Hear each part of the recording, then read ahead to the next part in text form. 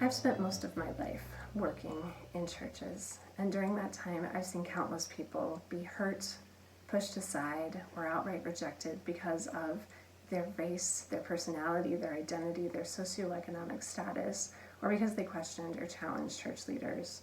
I am not a stranger to that pain. I've been hurt in the church. A while ago, I felt stuck in a really awful situation. I was doing work that I loved in a local church, but I was in so much pain. Every day as I drove into work, my heart would race and anxiety would build. And every day when I got off work, I would beat myself up. What was I doing wrong? How was I at fault? What did I need to do differently? Nothing worked. When I shared my concerns with my abuser, he blamed me. I was too emotional. I was ungracious and unforgiving. Other people had it worse, so I should stop complaining. He told me I couldn't tell other people the truth about the things he said and did, because I owed him, because it would hurt the ministry if I shared the truth, and because the senior leaders were his friends. They didn't trust me, and they would take his side. He blamed me for making him feel badly about himself. Before I encountered Tears of Eden, I was almost entirely isolated. I believed my abuser when he told me that no one would believe me, so for years I suffered in silence. When I finally did start to open up with a very few close friends, I didn't have language for what I had experienced. I knew that he had used gaslighting and manipulation to control me, but I didn't understand the significance of those things.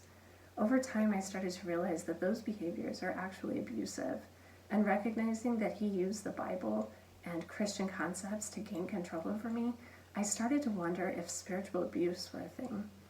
An internet search led me to the Tears of Eden webpage. Reading the material on the Tears of Eden webpage and listening to the Uncertain podcast gave me language for what I had experienced. Yes, spiritual abuse is a real thing. Unfortunately, many people have suffered from it.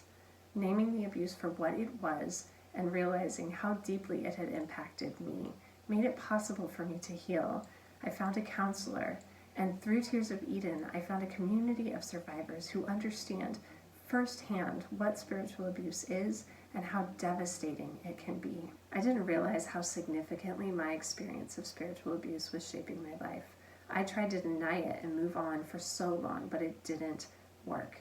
Finding Tears of Eden helped me reclaim my voice and my agency and start healing. They've helped so many others do the same.